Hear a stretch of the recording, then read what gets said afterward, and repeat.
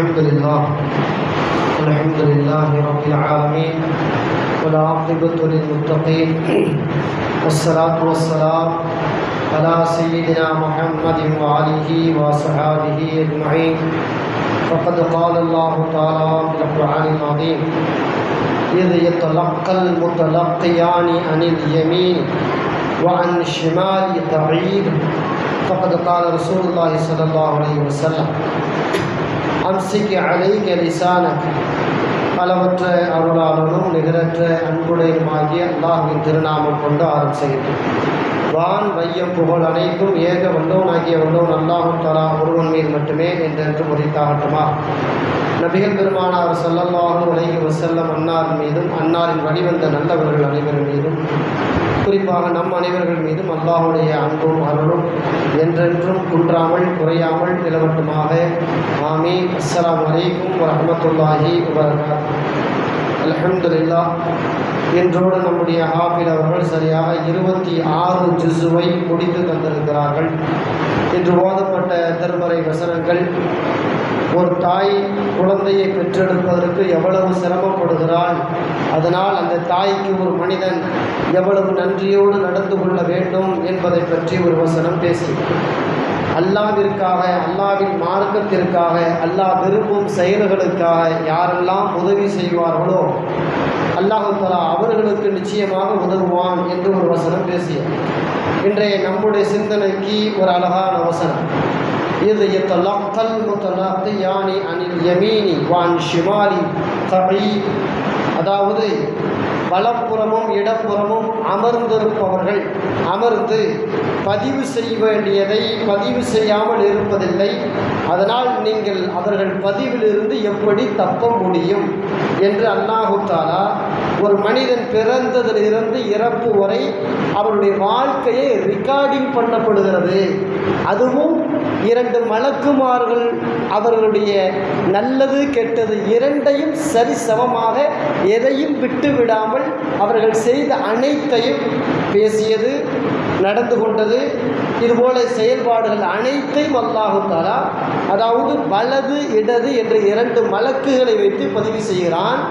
நீங்கள் அவர்கள் பதிவு செய்வதிலிருந்து எதையும் தப்பிவிட முடியாது, நீங்கள் தப்பிக்க முடியாது அப்படிங்கிற மாதிரி அல்லாஹு தஆலா ஏன் இதை சொல்லுறான்னு கேட்டால், நீங்கள் வாழ்க்கையை சரியாக வாழுங்கிறான் அல்லாஹ். நீங்கள் ரெக்கார்டு செய்யப்படக்கூடிய வாழ்க்கையில் இருக்கிறதுனால தப்பு தவறு நிறைய செஞ்சு அல்லாஹ்ட்ட வந்து மாட்டிக்காதீங்க. நன்மையானது அல்லாஹ்வுக்கு பொருத்தமானதை நிறைய செஞ்சு அல்லாஹ்வுடைய மனம் குளிரும்படியாக நடந்துக்கங்க அப்படிங்கிறத தான் அல்லாஹ் தான் இந்த வசனத்தில் நமக்கு தெளிவாக சொல்கிறோம். உக்பா ரலியல்லாஹு தஆலா அவங்க வந்து ரசூலுல்லாஹ்ட்ட கேட்பான், யா ரசூலுல்லாஹ், நான் வெற்றி அடையணும், இரு உலகத்திலும் வெற்றி அடையணும், அதுக்கு ஒரு சுருக்கமான வழியை சொல்லுங்க. பெருமானார் ஸல்லல்லாஹு அலைஹி வஸல்லம் அவர்கள் ஒரு 2-3 செய்திகளை சொல்லிவிட்டு இப்படி சொன்னார்கள்: அம்சிக் அலைக லிசானக். உன் நாவை நீ கட்டுப்படுத்தி வை. உன் நாவுனால தான் நிறைய பிரச்சனை உருவாகுது. உன் நாவுனால தான் சில நேரங்களில் நீ சொர்க்கத்துக்கும் போகிற மாதிரி அல்லது நரகத்துக்கும் போகிற மாதிரி எல்லாம் அமைஞ்சிடுது. அப்படிங்கிறதுனால உன் நாவை உன் கண்ட்ரோலுக்குள், உன் கட்டுப்பாட்டுக்குள் வைத்து பழகு என்று பெருமானார் ஸல்லல்லாஹு அலைஹி வஸல்லம் அவர்கள் உக்பா ரலியல்லாஹு தஆலா அவர்களுக்கு சொல்வதை போல் மொத்த சமூகத்திற்கும் இந்த செய்தியை சொல்கிறார்கள். நாம் என்ன பேசினாலும் பதிவு செய்கிறதுனால ஒவ்வொரு பதிவுக்கும் பதிவுன்னு ஒன்று இருக்கு, ஒவ்வொரு வினைக்கும் ஒரு எதிர்வினை ஒன்று இருக்கு. நாம் என்ன பேசினாலும் என்ன செஞ்சாலும் அதற்கான பதிலை அல்லாஹ்ட்ட சொல்லியாகும். அப்படி இருக்கிறதுனால நல்லதை பேசிட்டா என்ன, நல்லதை செஞ்சிட்டா என்ன. பெருமானார் ஸல்லல்லாஹு அலைஹி வஸல்லம் அவர்கள் முற்காலத்து மக்களை பற்றி ஒன்று சொல்கிறாங்க. ஒரு 3 சகோதரர்கள் பாலைவனத்தில் பயணம் செய்ய இரவு தங்குறதுக்கு முடிவு பண்ணுறாங்க. அப்போ எங்கே போய் தங்கலாம்? பக்கத்தில் ஒரு குகை தெரிஞ்சிச்சு. அந்த குகைக்குள்ளே 3 பேர் போய் இரவு தங்கினாங்க, மனவிலங்குகளிடத்திலிருந்து பாதுகாப்புக்காக. அவங்க எல்லாம் முடிச்சுட்டு பகல் பொழுது வரும் பொழுது வெளியே போகலாம்னு பார்த்தா அந்த குகையில் ஒரு பெரிய பாறாங்கல் உருண்டு வந்து வாசலை மொத்தமாக அடைச்சிருச்சு. கொஞ்சம் கூட ஒரு ஆள் கூட வெளியே வர முடியாது. 3 பேர் உள்ள மாட்டிக்கிட்டாங்க. வேற வழி கிடையாது, வேற வழியும் இல்லை. அப்போ அந்த 3 பேருமே நல்ல விதமாக முதல்ல யோசிக்கிறாங்க. இதுலேருந்து எப்படி தப்பிக்கிறது? நம்ம மாட்டிட்டோம், இனிமேல் செத்து தான் போக போகிறோம், நம்ம ஜனாசா கூட யாருக்கும் கிடைக்காது, அவன் இறப்பு இங்கே தான் அப்படின்லாம் அவங்க யோசிக்கலை. எப்பா இதில் இருந்து தப்புறதுக்கு என்ன வழி அப்படின்ட்டு அதாவது நல்ல விதமாக யோசித்து ஒரு முடிவு பண்ணுறாங்க. 3 பேர் ஒன்றா உட்காருவோம், நம்ம வாழ்க்கையில் செஞ்ச நல்லதை எல்லாம் அல்லாட்ட எடுத்து சொல்லி, அல்லாவுக்கு தெரியாமல் இருக்க போகிறதில்ல, இருந்தாலும் நாம் செஞ்ச நல்லதை எல்லாம் எடுத்து சொல்லி அல்லாட்ட, இறைவா இந்த நல்லது உனக்காக தான் செஞ்சேன், அந்த கருணை வச்சு எங்களை கொஞ்சம் வெளியே விட்டுரு அப்படின்னு 3 பேரும் செய்வோம்ப்பான்னு. அதே மாதிரி 3 பேரும் ஒன்றா உட்காந்தாங்க, கூட்டு துவாவில் ஈடுபடுறாங்க. ஒருத்தருக்கே சொல்கிறாரு, யாரெல்லாம் நான் இதை செஞ்சேனே உனக்காக சொல்லி முடிச்சுன்னா அந்த பாறை லேசாக விலகுது. அடுத்து இன்னொருத்தர் சொல்கிறார், இறைவா இதை உனக்காக நான் செஞ்சேனே, அந்த பாறை இன்னும் கொஞ்சம் விலகுச்சு. இன்னொருத்தர் சொன்னார், யாரெல்லாம் உனக்கு இந்த எல்லாம் நான் செஞ்சேனே உனக்காக செஞ்சேனே, பாறை முழுவதுமாக விலகியது, அதிலிருந்து வெளியே வந்தார்கள். இதுலேருந்து நமக்கு செய்தி என்னன்னு கேட்டால், ஏதேனும் கஷ்டம் சிரமம் துன்பம் துயரம் வரும் பொழுது மாட்டிக்கிட்டோம், முடிஞ்சு போச்சு, செத்து போயிடுவோம், நஷ்டமாயிரும், அவ்வளோதான் முடிஞ்சிச்சு, அசிங்கப்பட்டுட்டோம், கேவலப்பட்டுட்டோம் அப்படின்னு நினைக்காம நல்ல விதமாக யோசிக்கணும். முதல்ல அல்லாஹ் நமக்கு விடுதலை தருவான், அல்லாஹ் நமக்கு வெற்றியை தருவான், அல்லாஹ் நமக்கு இதுக்கு அழகிய பகரத்தை தருவான், லாபத்தை தருவான் அப்படின்ட்டு நல்ல எண்ணம் வச்சு அல்லாஹ்ட்ட துவா செய்யும் பொழுது அந்த நல்ல எண்ணத்துக்கு நல்ல சொல்லும் ரெக்கார்ட் ஆகுதா இல்லையா? அப்போ அதனாலே அல்லாஹ் தஆலா நமக்கு நல்லது தருவானா இல்லையா? இப்போ நல்ல விதமாக நினைக்கணும். வாழ்க்கையில் நம்முடைய எந்த கட்டத்திலையும் நம்ம நல்ல விதமாக முதல்ல நினைக்கணும். நம்மளை மட்டும் இல்லை, பிறரையும் நல்ல விதமாக தான் நினைக்கணும். பெருமானார் ஸல்லல்லாஹு அவர்கள் காலத்தில் ஒரு ஜனாசா அடக்கம் பண்ணுறதுக்காண்டி போகுது. நபித்தோழர்கள் பல பேர் சொன்னாங்க, இந்த மனுஷன் வாழ்ந்த வாழ்க்கை சிறப்பான வாழ்க்கை, நல்ல மனுஷன், ஒழுக்கமானவன், கண்ணியமானவன், இந்த ஆளும் மௌத்தா போயிட்டாரு, அடக்கத்துக்கு தூக்கிட்டு போகிறனே அப்படின்னு சொன்ன உடனே ரசூலுல்லாஹ் காதில் விழுந்துச்சு, வஜபத் வஜபத் வஜபத் அப்படின்னா முடிஞ்சு போச்சு. என்ன சொன்னாங்க? வஜபத்னா என்ன? நிச்சயமாக உறுதியாக கிடைக்கும்னு சொன்னாங்க, அவ்வளவுதான். சரி, கொஞ்ச காலத்துக்கு பிறகு அதே மாதிரி ஒரு ஜனாசா போது மற்ற சஹாபாக்கள்லாம் மோசமானவன் செத்து ஒழிஞ்சான், பூமிக்கு பாரமாக இருந்தான், சனியம் பிடிச்சவன், பண்ணின சேட்டை துமுறு ஆணவம் ஏகப்பட்டது, ஒழிஞ்சான் மூதையை பிடிச்சவன் அப்படின்னு கெட்ட விதமாக பேசினாங்க. அப்பவும் ரசூலுல்லாஹ் சொன்னாங்க, வஜபத் வஜபத் வஜபத்னா. சஹாபாக்களுக்கு ஒன்றும் புரியலை. என்ன உறுதியாச்சுன்னு சொல்றீங்களே, விளக்கம் சொல்லுங்கன்னு கேட்டாங்க. எப்போ ஒரு நாளைக்கு முன்னாடி நல்ல மனுஷன் ஒரு ஆளை தூக்கிட்டு போகும்போது நீங்கள் எல்லாரும் அவரை நல்ல மனுஷன்னு சொன்னீங்கல்ல, அதனால மலக்குமார்கள் நீங்கள் நல்ல மனுஷன் சொல்ற ரெக்கார்டு பண்ணிக்கிட்டு இருக்கிறதுனால அவருக்கு சொர்க்கம் உறுதியாயிருச்சு நான் சொன்னேன். நீங்கள் எல்லாம் நல்ல மனுஷன் அவரை சொல்றீங்க, அப்போ ஒரு நல்ல மனுஷனாக தான் இருப்பார், அவருக்கு சொர்க்கம் கன்ஃபார்ம் ஆயிடுச்சு, அதாப்போ நான் வஜபத்துன்னு சொன்னேன். அப்படியா, சரி. இப்போ ஒரு ஜனாசா போகும்போது மோசமானவன் முள்ள மாதிரி முடிச்சதுக்குன்னு சொல்லி திட்டுனீங்களே, அவனை பற்றி மலக்குமார்கள் கெட்ட மனுஷங்கிற மாதிரி ரெக்கார்ட் ஆகி போச்சு, நீங்கள் அவனை கெட்ட மனுஷன்னு சொன்னீங்க, நரகம் கன்ஃபார்ம் ஆகிடுச்சு, நானும் அவனுக்கு உறுதியாகி போச்சுன்னு சொன்னேன் அப்படின்னு பெருமானார் ஸல்லல்லாஹு அலைஹி வஸல்லம் சொன்னான். அப்போ நாம் யாரை பற்றியாவது பேசுகிறதா இருந்தால் கூட நல்ல விதமாக பேசிட்டு போவோமே, ஏன்னா அதெல்லாம் பதிவாகுதில்லை. மலக்குமார்கள் பதிவு செஞ்சுக்கிட்டு இருக்காங்கல்ல, கெட்ட விதமாக பேசி அவனுக்கு ஏதேனும் பிரச்சனை நமக்கு ஏதேனும் பிரச்சனை, ஏன்னா எல்லாமே ரெக்கார்ட் ஆகுதுன்னு அல்லாஹ் சொல்கிறதுனால எதையும் அல்லாஹ்தாலா அழிச்சறதுக்கு கிடையாது. இந்த ரேசர் வச்சு அழிக்கிற கதையெல்லாம் மலக்குமார்கிட்ட கிடையாது, ரெக்கார்டு ஆனது தான். அல்லாஹ்ட்ட போட்டு காட்டும் பொழுது அல்லாஹ்வுக்கு தெரியும், மலக்குமார்களுக்கு தெரிய போகுது, நமக்கு தெரிய போகுது, ரெக்கார்டோட நிலைக்கு வரும்பொழுது நமக்கு எல்லாம் தெரியும். அதனால வாழ்க்கையில் நாம் எதை பேசினாலும் எதை செஞ்சாலும் நல்ல விதமாக பேசிட்டு நல்ல விதமாக செஞ்சுட்டு இருக்கிற காலத்தில் கண்ணியமாக வாழ்ந்துட்டு யாருக்கும் துன்பம் துயரம் கொடுத்துடாம, அடுத்தவங்க வாயில் விழுந்துடாம, அடுத்தவர்கள் நம்மை தூற்றி பேசும் ஏச்சுக்கு ஆளாயிடாமல் ஒரு கண்ணியமான வாழ்க்கையை வாழ்கிறதுங்கிறது ஒரு கண்ணியமான மனிதனுக்கான அழகு.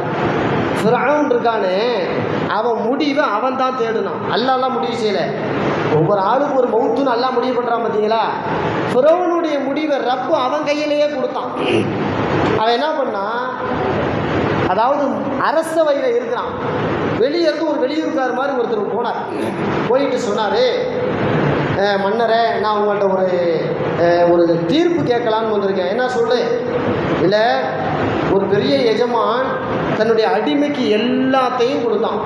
காசு, பணம், அது இது, அவன் விரும்புகிற எல்லாத்தையும் கொடுத்தான். எல்லாத்தையும் கொடுத்து அவனுக்கு நன்றி விசுவாசமாக இருக்காம இவன் எஜமானனுக்கு எதிராகவே திரும்பினானே. இவன் எஜமானனுக்கு எதிராக திரும்பி இந்த அடிமை தன்னை எஜமான் மாதிரி பில்டப் பண்ண ஆரம்பிச்சிட்டான். இவனுக்கு என்ன தண்டனை கொடுக்கலாம் நீங்கள் சொல்லுங்களேன் அப்படின்னு ஃபிரௌன்கிட்ட வெளியூர்லேருந்து வந்தவர் கேட்டார். இப்போ ஃபிரௌன்னு சொன்னால், சண்டால பையன் வாங்கி திங்கிறதெல்லாம் வாங்கி திண்டு கொண்டு விசுவாசமாக இல்லாமல் எஜமானனுக்கு எதிராக அவன் வாழ்க்கையில் செயல்படுறானா, அந்த மூதேவி பையனுக்கு நான் கொடுக்குற தண்டனை என்ன தெரியுமா இருக்கும்?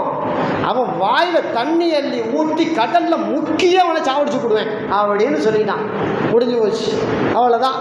அவனுடைய இறுதி நேரம் வருது. யார்? ஃபிரௌனுடைய இறுதி நேரம். இறுதி நேரம் வரும் பொழுது அப்போ ஜிப்ரீல் அலைஹிஸ்ஸலாம் வந்தாங்க. அதாவது அவன் சொன்னதை அப்படியே அவன் முன்னாடி எடுத்து காமிச்சாங்க. என்னப்பா சொன்ன?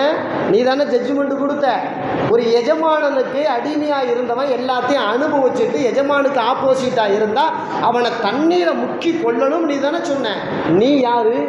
எஜமானுங்கிற அல்லாவுக்கு அடிமையாக இருந்துட்டு அல்லாஹ் கொடுத்தது எல்லாம் நீ வாங்கி அனுபவிச்சுட்டு அல்லாவுக்கு எதிராகவே அனரப்புக்கு முல்லா, நான் உயர்ந்த இறைவன், அல்லாவுக்கு சமமாக போட்டியா இல்லையா? இப்போ உனக்கு என்ன தண்டனை கொடுக்கறது? நீ சொன்ன தீர்ப்பு தான் உனக்கு அப்படின்னு சொல்லி ஜிப்ரீல் அலைஹிஸ்ஸலாம் முக்கி அவனை கொலை பண்ணி, அதாவது அவன் தண்ணியோட தண்ணியாக போனால் அதன் பிறகு மிதந்து கரை ஒதுங்கினா அப்படின்ட்டு வரலாறு வருதுன்னு வைங்களேன். கசசுல் அன்பியா மாதிரி இந்த வரலாற்று நூல்களில் நபிமார்கள் சம்பந்தப்பட்ட செய்திகளை இந்த கிதாபுகளெல்லாம் பதிவு செய்கிறாங்க. இது மாதிரி செய்திகளில் அப்போ நாம் யாருக்கு ஜட்ஜ்மெண்ட் கொடுத்தாலும் சரி, நமக்கும் அதே மாதிரி தான் சில நேரத்தில் அமைஞ்சிடும். அப்போ தனக்கு வந்தால் ஏதோ ஒரு கிராமத்து சொல் மாதிரி தனக்கு வந்தால் ரத்தம், அடுத்தவனுக்கு வந்தால் தக்காளி சட்னியா, அதெல்லாம் கிடையாது. அல்லாஹ் தஆலா பார்வையில் எல்லாமே ஒன்று தான், எல்லாமே ஒன்று தான். அப்போ அல்லாஹ் ரெக்கார்டு பண்ணுறான்.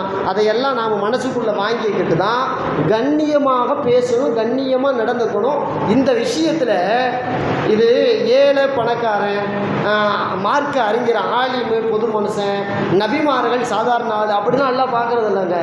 இது ஒன்னோட சமமாக பார்ப்பான் அல்ல. நீ என்ன பேசுனியோ அதுதான் அப்படிங்கிற மாதிரி. யாக்கூப் அலைஹிஸ்ஸலாம் அவங்களுக்கு ரொம்ப செல்ல பிள்ளை யூசுப் அலைஹிஸ்ஸலாம், தன்னுடைய சின்ன மையன், குட்டி மையன் அந்த யூசுப்.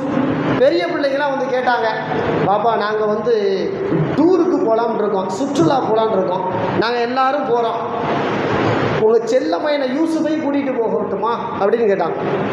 அப்போ யாக்கூப் அலைஹிஸ்ஸலாம் ஒரு வார்த்தை சொன்னாங்க. அல்லாஹ் குர்ஆன்லேயே பதிவு செஞ்சுருக்கான் சூரா யூசுஃப்ல. எப்படி சொன்னாங்கன்னு தெரியுங்களா? அதாவது, எப்பா அது சின்ன பிள்ளைப்பா, நீங்கள் பார்த்து அந்த பிள்ளைய டூர் கூட்டிகிட்டு போகிறேங்கிறீங்க, நீங்கள் பாட்டு காடு மேடுன்னு விளையாடுவீங்க, அந்த பிள்ளைய ஒரு ஓரத்தில் உட்கார வச்சு விடுவீங்க, திடீர்னு எங்கிட்டேருந்து காட்டில் ஒரு ஓனாய் தின்னுட்டு போயிட்டா என்ன ஆகுறது பிள்ளைய அப்படின்னாங்க. இல்லைங்க அத்தா, விடமாட்டோம், தம்பியை பத்திரமா பார்த்துக்குறோம் அப்படின்னு சொன்னாங்க. அதே மாதிரி கூட்டிக்கிட்டு போனாங்க.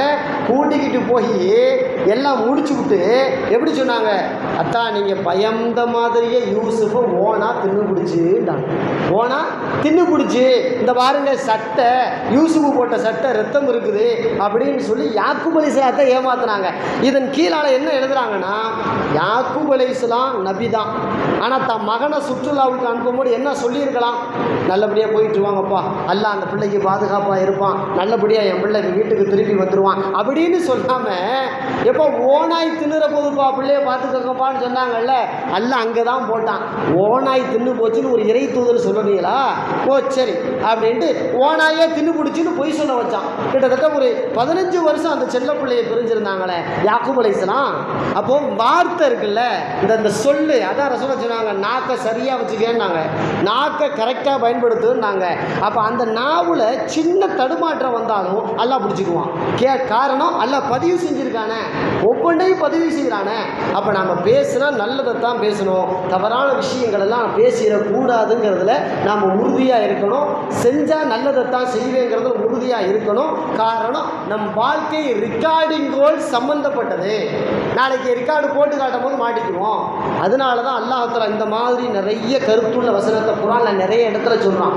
உங்களை நாம் சாதாரணமாக விட்டுறதில்ல, உங்களை நாம் பிடிக்க வேண்டிய இடத்துல பிடிச்சிருவோம், உங்கள் வாழ்க்கை அப்படி இப்படி நகர்ந்துராது அப்படின்னு நிறைய எச்சரிக்கை ஏன் கொடுக்குறான்?